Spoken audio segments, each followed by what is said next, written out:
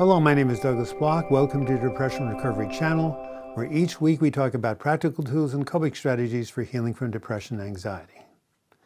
Today is Flashback Friday, a feature in which I republish one of my earlier videos you might not have seen that contains really important coping strategies that will help you attain a better mood.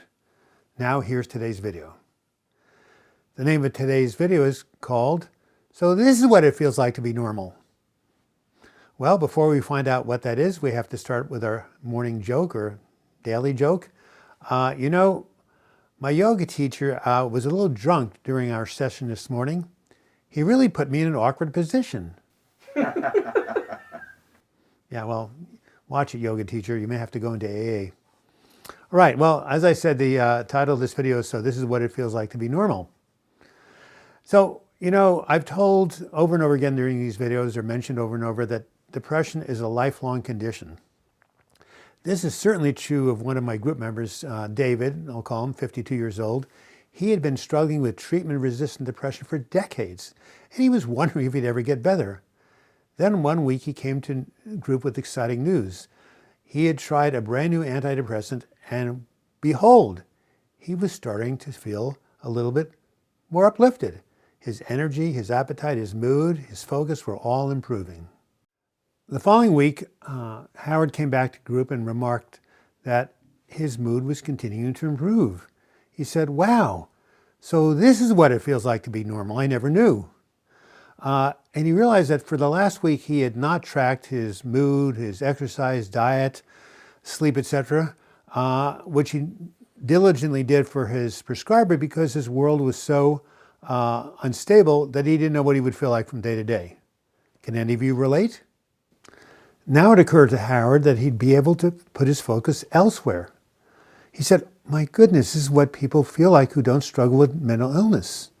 They don't worry about how they're going to be feeling or what their mood's going to be like from day to day. They can schedule something a month out ahead of time and not worry that when the time comes, they won't be able to function."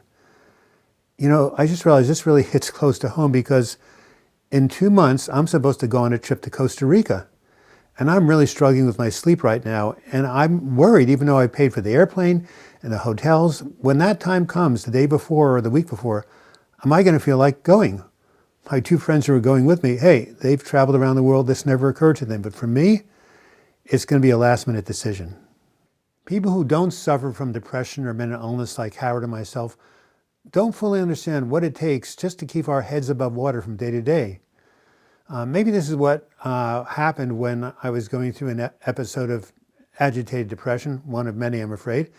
And this person said, "Hey, look, you're really kind of uptight and pacing back and forth. Just sit down, take a deep breath and relax."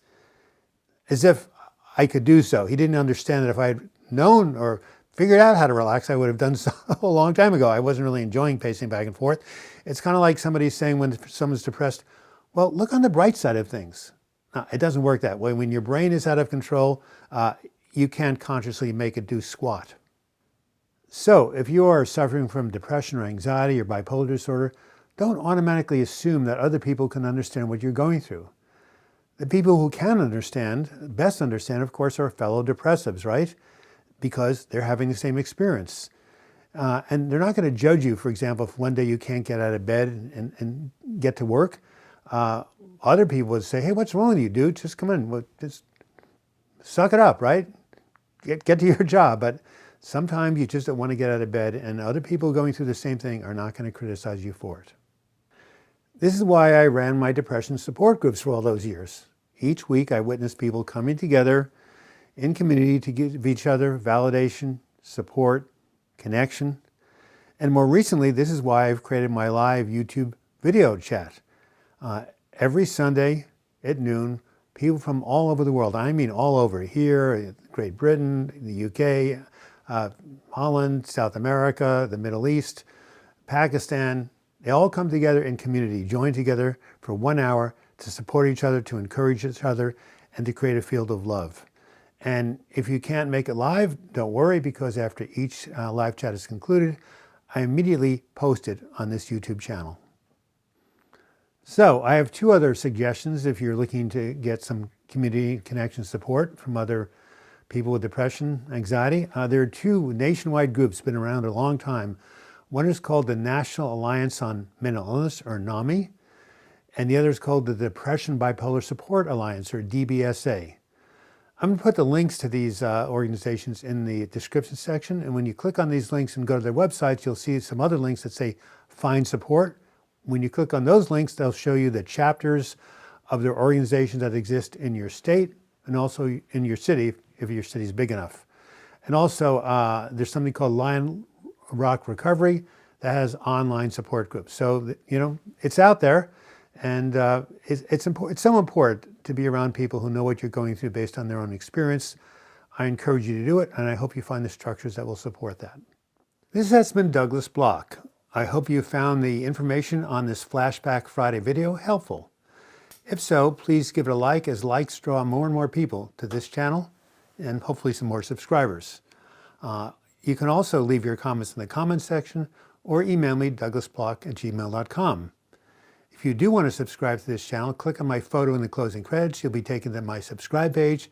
And if you click on the bell to the right, you'll be notified every time I do a new video or live chat. And if you want to contribute to this channel and become a patron, simply click on the Patreon image. You'll be taken to my crowdfunding site.